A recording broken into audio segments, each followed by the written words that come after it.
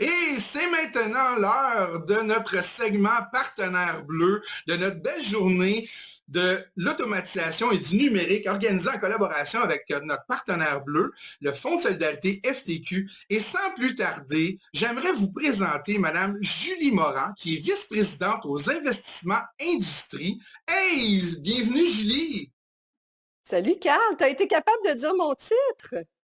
Ben oui, écoute Julie, en toute franchise, hein, on l'a essayé une couple de fois, on a fait des dry runs, Julie, ensemble, à toutes les fois, je sais pas pourquoi, j'avais un surplus de syllabes, Julie, qui me venait en bouche.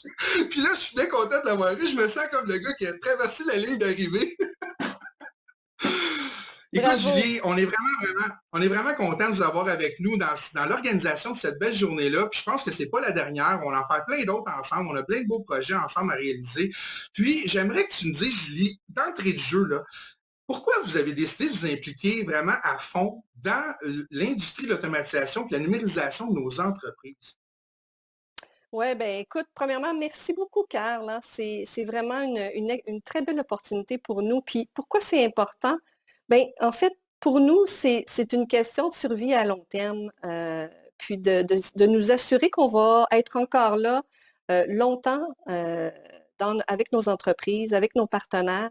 Donc, pour nous, c'est pour assurer la pérennité de nos entreprises et être aussi mieux positionné pour faire face à la concurrence qui est de plus en plus mondiale. Donc, je dirais que c'est ce qui nous tient à cœur. Puis l'objectif d'aujourd'hui, c'est vraiment de démystifier tout ça auprès de certains entrepreneurs qui se posent des questions là-dessus euh, et de venir peut-être leur montrer un peu que ça se fait. Ça se fait, puis c'est peut-être moins rocket science qu'ils pensent. Mais parlons-en justement, Julie. C'est quoi les principaux freins que vous voyez? Hein, parce que Dieu sait que vous en côtoyez des entreprises dans une année, dans une semaine, dans un mois. C'est quoi les principaux freins que vous voyez, que vous constatez chez les entreprises qui des fois, osent pas faire le premier pas pour s'automatiser ou se numériser? Oui, ben en fait, souvent, là, ce qu'on entend, c'est le manque de temps, le manque d'argent, le manque de ressources ou de ne pas avoir l'équipe pour réaliser ce genre de projet-là. Euh, donc, ça, c'est les freins qu'on entend le plus fréquemment. Et je dirais que face à ces freins-là, ben, le fonds peut jouer définitivement un rôle. Quand on parle d'argent, bien évidemment, nous, on amène à la table du capital qui est complémentaire à ce qui existe actuellement dans le marché au niveau des banques. Donc, du capital qui est un peu plus patient, euh, donc pour permettre ce genre de projet-là. Quand on parle de manque de ressources, bien, on amène des bras.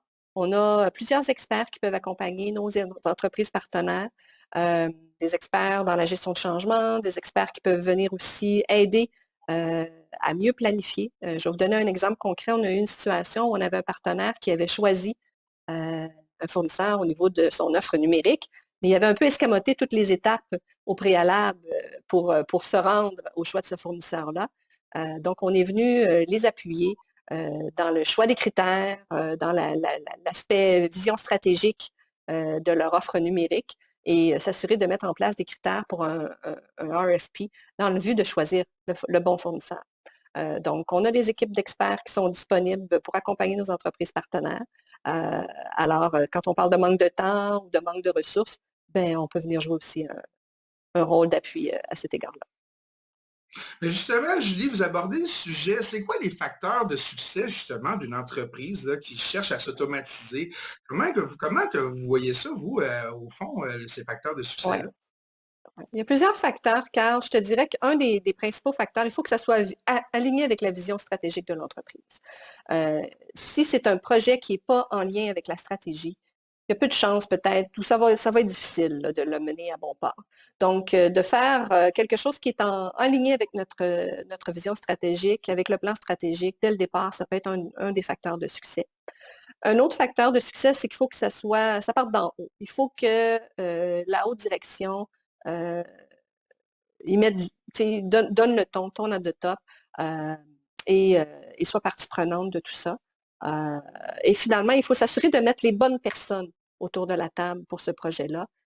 Trop souvent, ce genre de projet-là va être fait dans un seul département. On va dire c'est le projet de l'équipe opération, alors que ça a souvent des répercussions sur plein de secteurs de l'entreprise. Donc, de s'assurer d'avoir autour de la table toutes les bonnes personnes, euh, d'avoir aussi un bon plan de communication et de déploiement.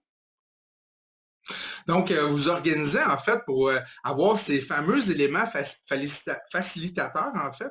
Un autre surplus de voyage, Julie, je suis désolé.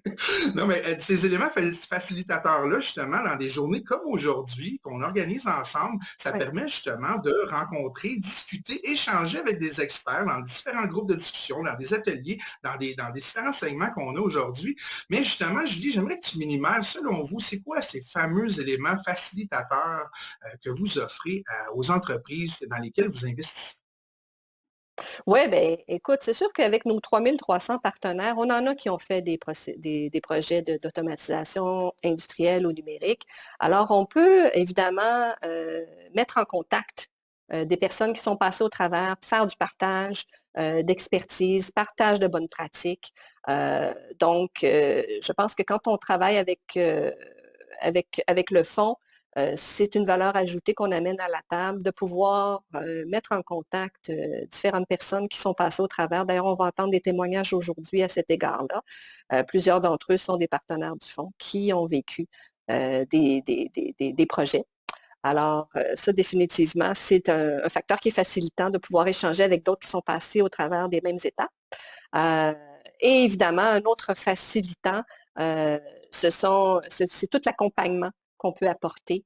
Entre autres, je pense que je l'ai mentionné tout à l'heure au niveau de la gestion du changement, de l'aspect de la communication, les relations avec les travailleurs, comment ça va être perçu. Donc, il y a beaucoup d'accompagnement qui peut être offert. Et ça, évidemment, c'est un facilitant. On parle de facilitant, je dis, mais un facilitant qui aide beaucoup, c'est les fameux gains, hein, le fameux retour sur investissement. C'est quoi les Ouais. impacts que ça a dans notre entreprise? Puis ça, j'aimerais que tu m'en parles, Julie. C'est quoi vous avez constaté là, chez vos entreprises, membres chez vous, qui ont fait des projets d'automatisation? C'est quoi l'impact que ça a eu auprès de ces entreprises-là? Ouais. Les impacts sont nombreux, mais je te dirais que le premier impact qu'on remarque, c'est évidemment, tout le monde parle de pénurie de main-d'œuvre. Il ne se passe pas une semaine que je n'ai pas un entrepreneur, quand je lui demande ce qui l'empêche de dormir la nuit, qui me dit ben, c'est sa pénurie de main-d'œuvre, de s'assurer d'avoir les gens pour faire son deuxième chiffre, pour faire face à la croissance, à la forte demande. Certains secteurs sont booming, comme on pourrait dire.